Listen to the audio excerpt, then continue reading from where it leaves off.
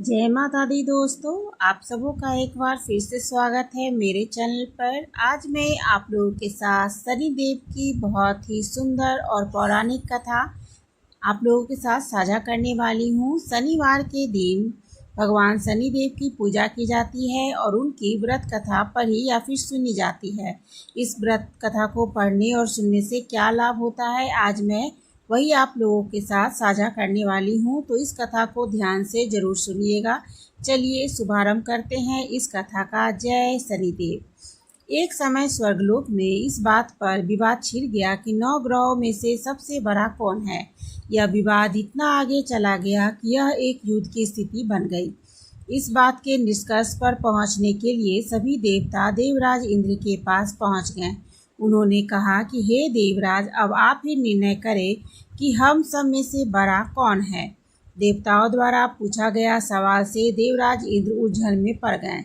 इंद्रदेव ने कहा कि मैं इस प्रश्न का उत्तर नहीं दे सकता, मैं असमर्थ हूँ इस सवाल का जवाब देने के लिए। तो वो सभी पृथ्वी लोक में उज्जैनी नगरी के राजा विक्रमादित्य के पास पहुंच गए। राजा विक्रमादित्य के महल पहुंचकर सभी देवताओं ने प्रश्न किया। इस पर राजा विक्रमादित्य भी असमंजस में पड़ गए।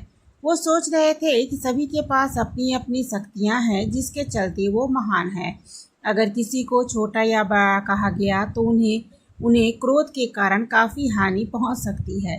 इस बीच एक राजा को एक युक्ति सूझी। उन्होंने 9 तरह के धातु बनवाए जिनमें स्वर्ण, रजत, कांसा, ताम्र, सीसा, रागा, जस्ता, अभ्रक एवं लोहे शामिल थे। राजा ने सभी धातुओं को एक एक आसन के पीछे रख दिया। इसके बाद उन्होंने सभी देवताओं को सिंहासन पर बैठने के लिए कहा।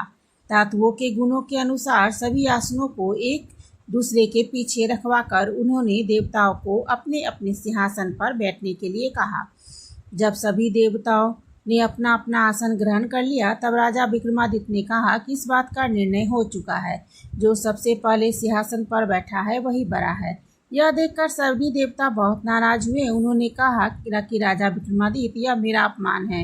तुमने मुझे सबसे पीछे बैठाया है, मैं तुम्हारा विनाश कर दूंगा।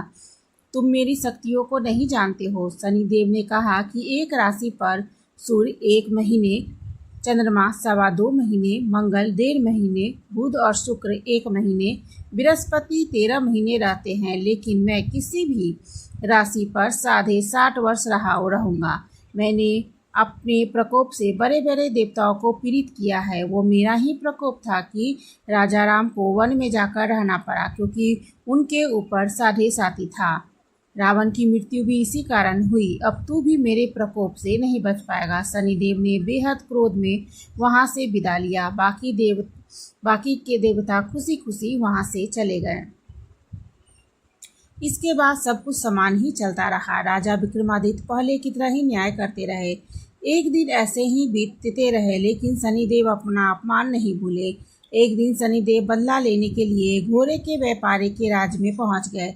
जब राजा विक्रमादित्य को इस बात का पता चला तो उन्होंने अपने अश्वपाल को कुछ घोड़े खरीदने के लिए भेजा। अश्वपाल लौट आया और राजा को बताया कि घोड़े बेहद ही कीमती है। राजा ने खुद जाकर एक सुंदर और शक्तिशाली घोड़ा पसंद किया और उसकी चाल देखने के लिए घोड़े पर सवार हो गए। जैसे ही राजा विक्रमादित्य घोड़े पर बैठे, वैसे ही घोड़ा बिजली की रफ्तार से दौड़ पड़ा। घोड़ा राजा को एक जंगल में ले गया और वहां जाकर उसे नीचे गिरा दिया और कहीं गायब हो गया। राज्य का रास्ता ढूंढने के बाद राजा जंगल में इधर उधर भटकने लगे। उन्हें कोई भी मार्ग नहीं मिला। कुछ समय बाद राजा को एक चरवाहा मिला। वो भूख प्यास से परेशान थे, तो राजा ने चरवाहे से पानी मांगा। चरवाहा ने उन्हें पानी पिलाया और राजा ने उसे अपनी अंगूठी दे दी। फिर राजा रास्ता पूछ करके एक नगर में आए। वहाँ एक सेठ की दुकान पर राजा आराम करने के लिए रुके। वहाँ सेठ से बातचीत करते हुए उन्हें पता चला कि वो उज्जैनी नगरी से आए हुए हैं। राजा कुछ देर तक दुकान पर बैठे रहे। इस बीच में सेठ जी की दुकान में काफ़ी बिक्री हुई और इस बात से प्रसन्न होकर सेठ ने उन्हें अपने घर खाने का न्योता दिया। सेठ ने उन्हें जिस कमरे में रुकवाया, वहाँ पर खूंटी में 2 हार पड़े हुए थे। खुट्टी दोनों हारों को निगल गई। जब सेठ जी वापस खाना लेकर आए तो खुट्टी में हार उन्हें नहीं दिखा।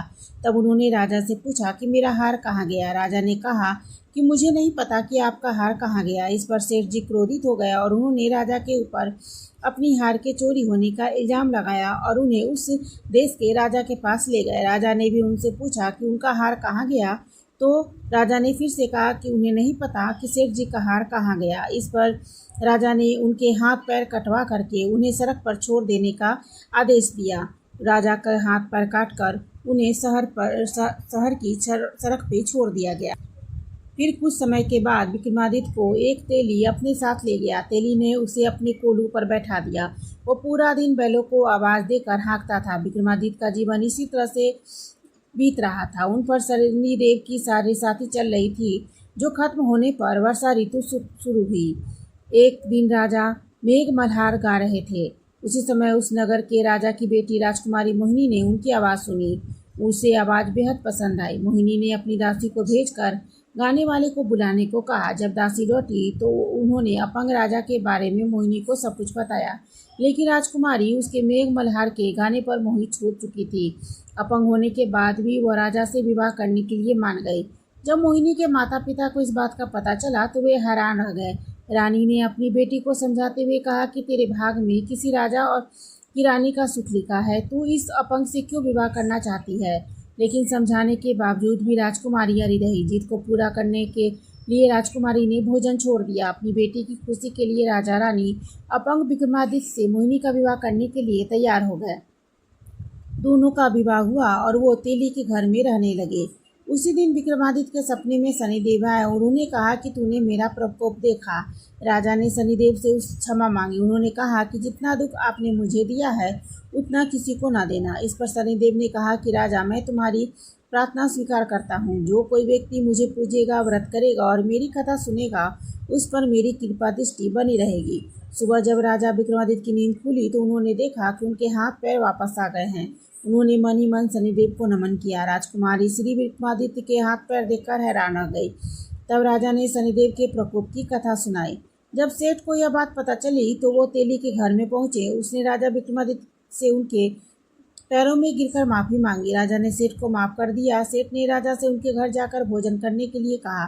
भोजन करते हुए अचानक से ही खुट्टी से हार प्रकट हो गया। सेठ जी ने अपनी बेटी का विवाह भी राजा के साथ कर दिया। उन्होंने उन्हें स्वर्ण आभूषण आदि देकर राजा के साथ विदा कर दिया। राजा विक्रमादित्य अपनी दोनों पत्नियों यानी राजकुमारी मोहिनी और सेठ की बेटी के साथ अपने राज्य उज्जैनी पहुंचे।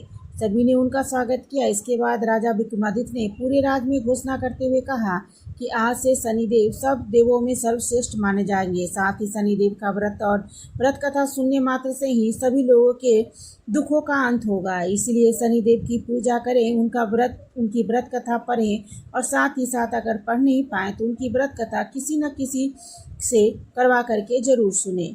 यह सब घोषणा सुनकर शनिदेव बहुत ही खुश हुए और उन्होंने कहा कि तुम्हारे ऊपर अब मेरी कृपा हमेशा बनी रहेगी। तो दोस्तों, यह थी